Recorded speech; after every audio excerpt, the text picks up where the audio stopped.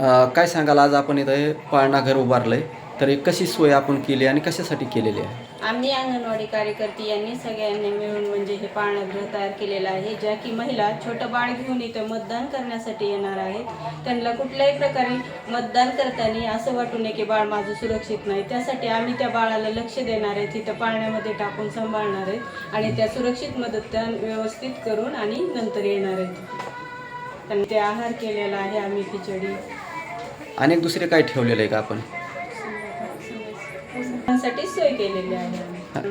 लहान मुलांचं मनोरंजन व्हावं म्हणून घोडा आहे, पुन्हा नंतर बॉल आहे, अशा खेळणी ठेवलेल्या आहे, मनोरा आहे.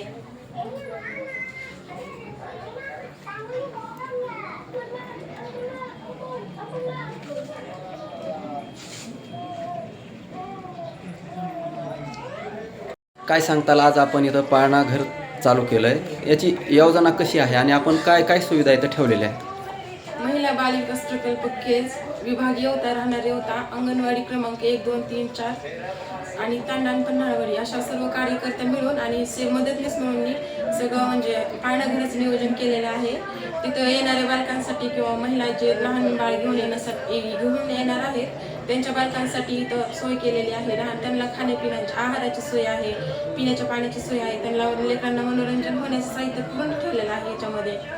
पुन्हा एखादाही म्हणजे नागरिक एखादाही वंचित राहणार नाही मतदानासाठी, त्यांना पूर्ण माहिती देण्याचं काम आम्ही करत आहोत. पूर्ण मदतनीस सेविका मिळून काम केलेलं आहे व्यवस्थित. आपल्या प्रकल्पामध्ये काय काय सुविधा आहेत आणखी? याच्यानंतर काही देणार आहेत का? बालकांसाठी काय आहे का आपल्याकडे दुसरं खेळणे? बालकांसाठी आता खेळण्याचं म्हणजे त्यांचं मनोरंजन होण्यासाठी इथं त्यांना ठेवलेलं आहे सगळं साहित्य. त्यांना सगळं मनोरंजन वाटावं असं साहित्य इथं ठेवून बसवलेलं आहे.